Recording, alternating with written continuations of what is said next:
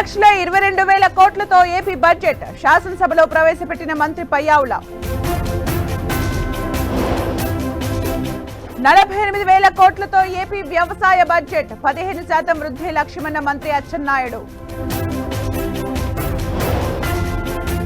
AICC incharge Meenakshi నటరాజన్ను కలిసిన CM Revanth. కాసేపట్లో Telangana PCC విస్తృత స్థాయి సమావేశం. ప్రకృతి విపత్తును కూడా రాజకీయం చేస్తున్నారు. ఎస్ఎల్బీసీపై మాట్లాడే అర్హత బీఆర్ఎస్ కు లేదన్న మంత్రి జూపల్లి. 7 రోజులుగా ఎస్ఎల్బీసీ టన్నెల్లోనే కార్మికులు రక్షించేందుకు శతవిధాలా శ్రమిస్తున్న అధికారులు. ఢిల్లీలో లా అండ్ ఆర్డర్ పై హోంశాఖ ఫోకస్. ఉన్నతాధికారులతో అమిత్ షా సమావేశం.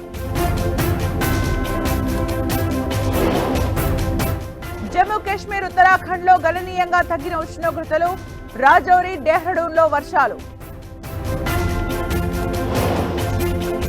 జమ్మూ కాశ్మీర్ కథ్వాలో వుజ్ నదికి పోటెత్తిన వరద. 11 మంది కార్మికులను రక్షించిన రెస్క్యూ బృందాలు. రోడ్డు ప్రమాదంలో గాయపడిన నీలం సింధే పరిస్థితి విషమం. భారతీయ విద్యార్థిని కుటుంబానికి అమెరికా ఎమర్జెన్సీ వీసా. ట్రంప్ సుంకాల ఎఫెక్ట్తో నష్టాల్లో స్టాక్ మార్కెట్లు. ఐటీ, టెక్నాలజీ, ఆటో, ఫార్మా షేర్లు కుదేల్. వరుసగా 3వ రోజు తగ్గిన బంగారం ధర 86,840కు చేరిన 10 గ్రాముల గోల్డ్ రేట్.